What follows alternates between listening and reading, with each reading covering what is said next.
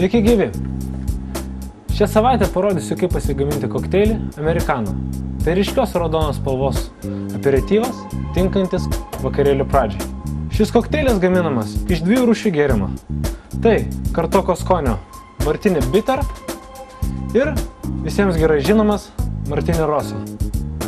Kokteilį paruošti reikės Martinio taurės ant ilgos kojelės.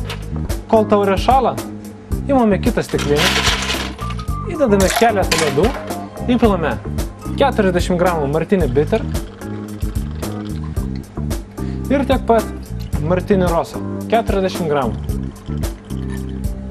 Viską išmaišome ir be ledukų įpilame į atšaldytą mūsų taurę.